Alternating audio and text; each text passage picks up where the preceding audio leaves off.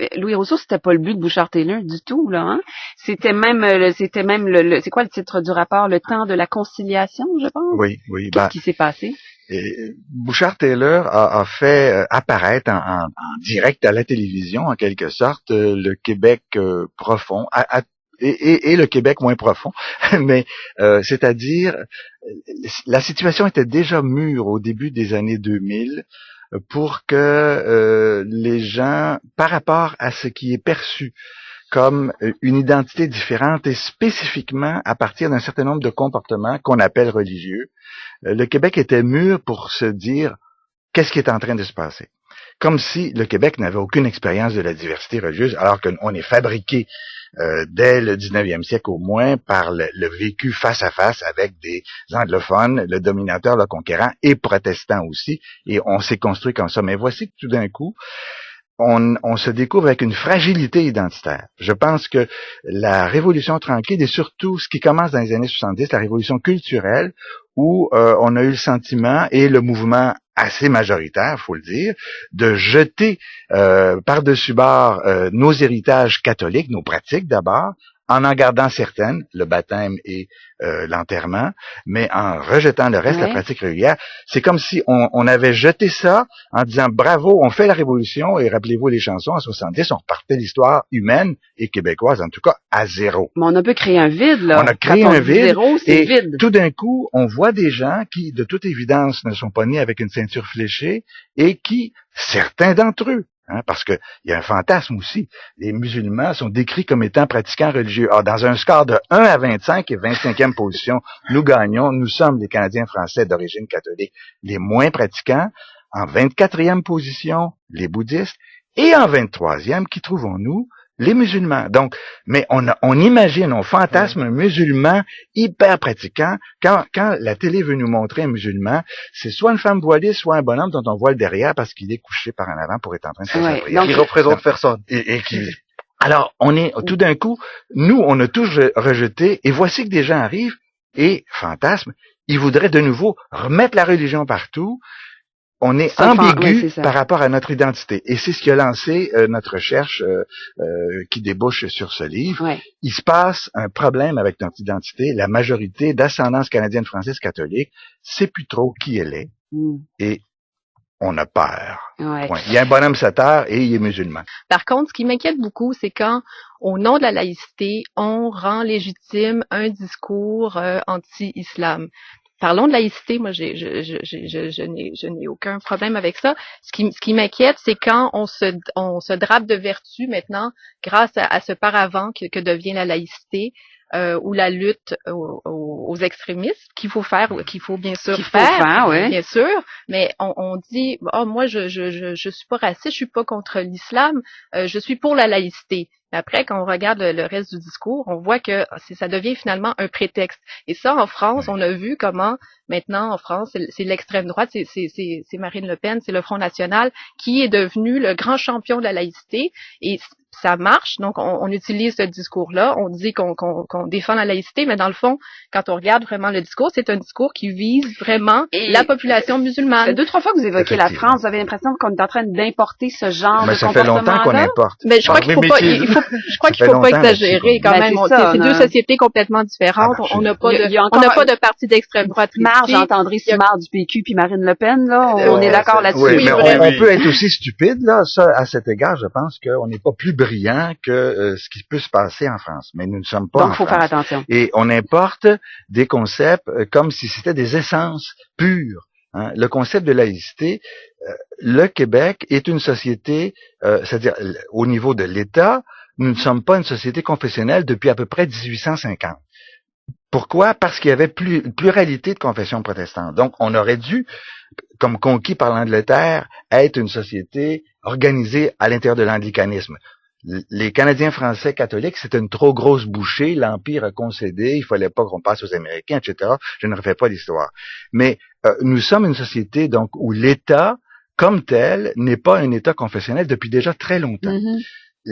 Au Québec, les composantes catholiques étant majoritaires, bien entendu, les catholiques ont eu une influence extrême sur La la société en sphère général, politique. oui. On a représenté, si vous voulez, l'Église était la nation, en quelque sorte. Et l'État était quelque chose de pas trop important. Mais vous pensez vraiment que ce fantôme-là, les jeunes X puis les jeunes Y, là, sont loin de ça? Non, là-dessus, c'est quand je vais dans les réunions organisées par le mouvement laïque, le monde a les cheveux blancs.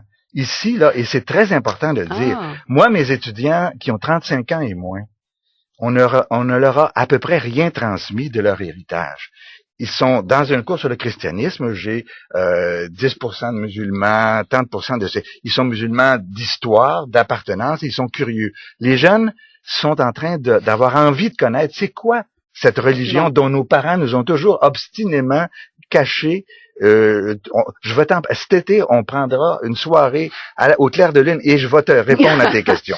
Ouais. Mais on n'a jamais eu le temps. Il y a en principe le cours d'éducation et d'éthique religieuse pour ça aussi. On espère qu'il va faire sa job tranquillement. Il faut plutôt l'encourager plutôt que oui, continuellement relever dans les médias. Peut-être l'améliorer, par exemple. L'individu qui, à Saint-Nicéphore, dit, moi, je veux pas, là. Tous nos immigrants avec lesquels nous avons vécu pendant des mois nous disent qu'ils sont extrêmement déçus du rapport que les Québécois d'origine, en quelque sorte, ont avec leur tradition religieuse. Ils ne sont pas, ils sont absolument intrigués par cela et ils le regrettent. En fait, on leur bloque l'accès à notre mémoire identitaire. Parce qu'on leur dit rien. Oui. Et quand ils écoutent les médias, en général, il est de bon ton de continuer la litanie sur la grande noirceur.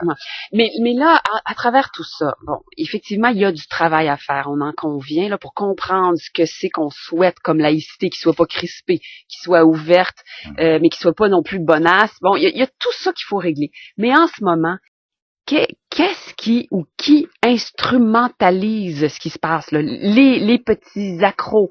Déjà à l'époque de Bouchard-Taylor, dans le rapport, on parlait d'une distorsion manifeste par certains médias, par certains.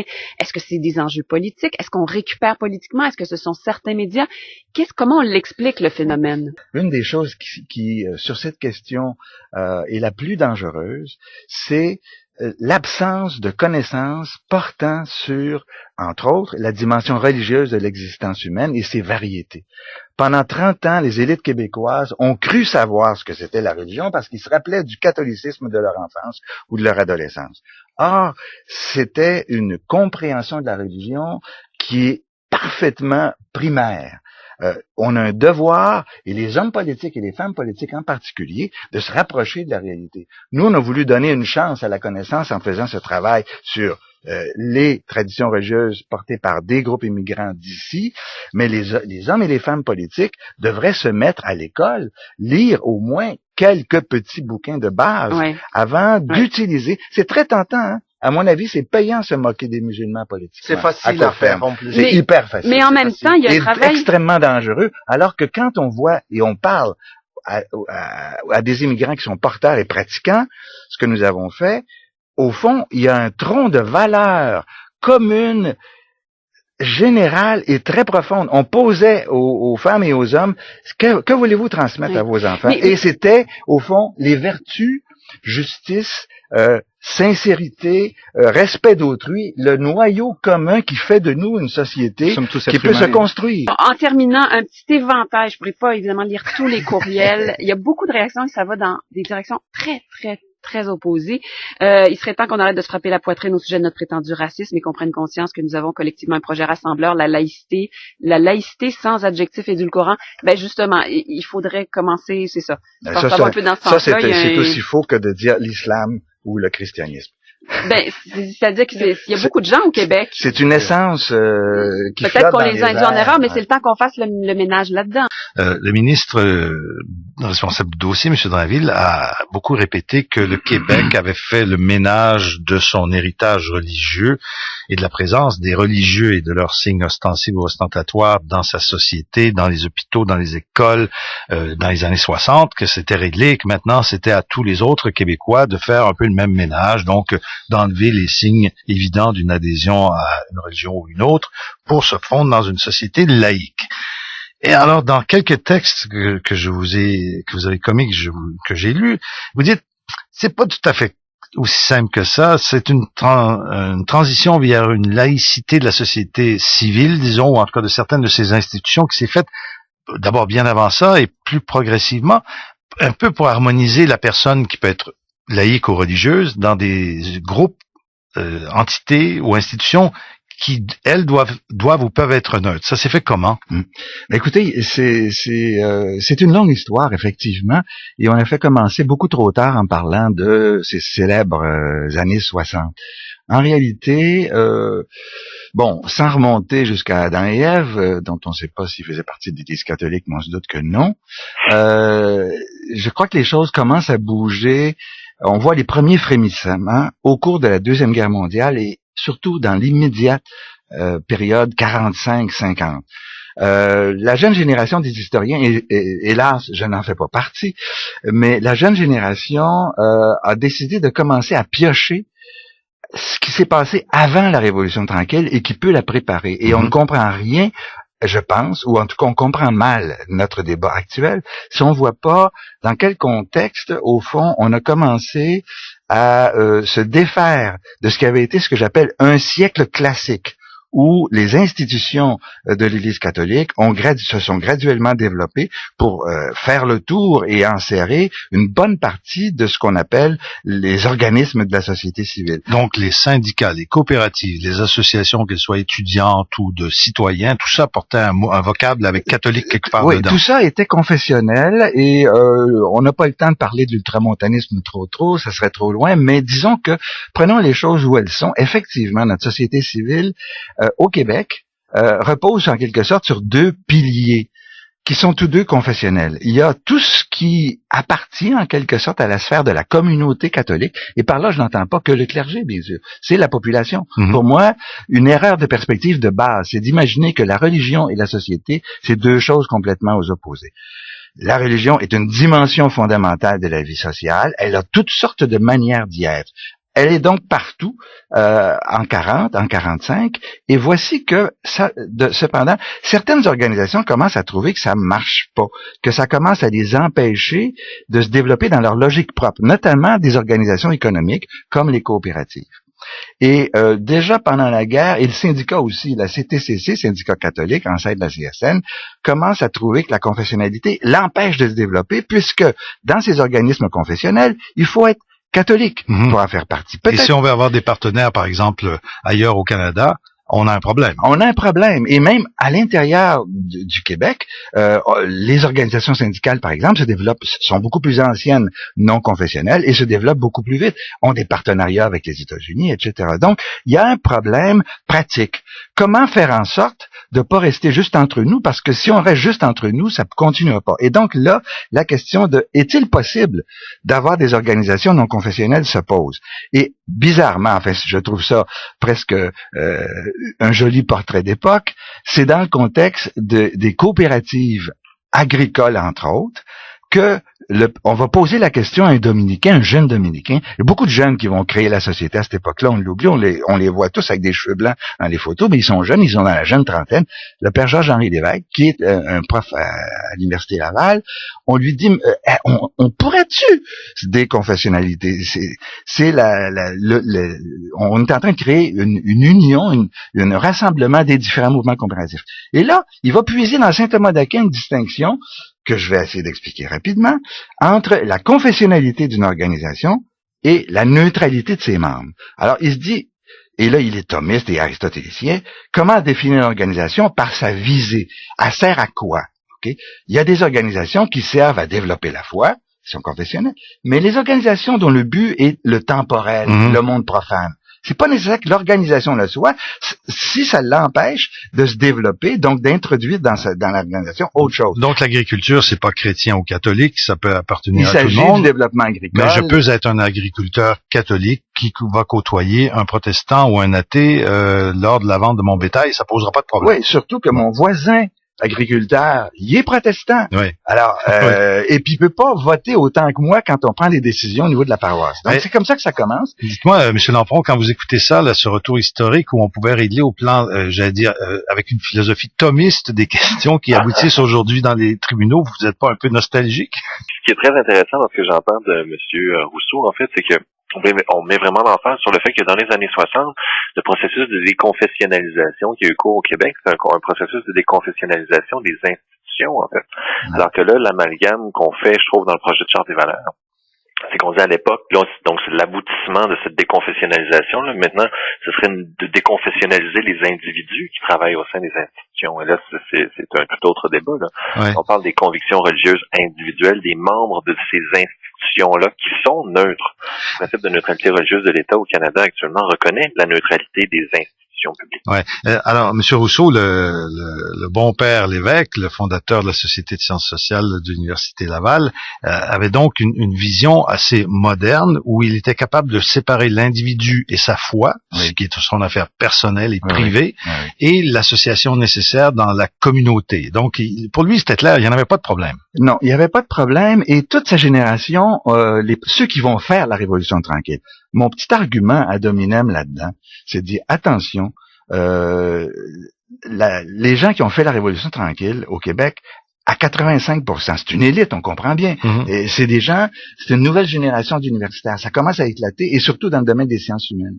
Et ces gens-là réfléchissent à la société, la situent en Amérique du Nord, ont des contacts avec l'Europe et se disent, on peut pas rester dans ce qui nous a mis à l'abri, d'accord, mais qui est maintenant un étouffoir, c'est-à-dire des institutions confessionnalisées. Et ça, la Révolution tranquille est le produit de ces catholiques progressistes, ouverts, qui veulent travailler avec tout le monde. Et il s'inspire d'un philosophe qui s'appelle Maritain, qui dit justement, en 36, en France, il publie son Humanisme intégral, au moment où le fascisme pousse de partout, la gauche prend le pouvoir en France, et il dit, le chrétien doit agir comme un citoyen comme tout le monde.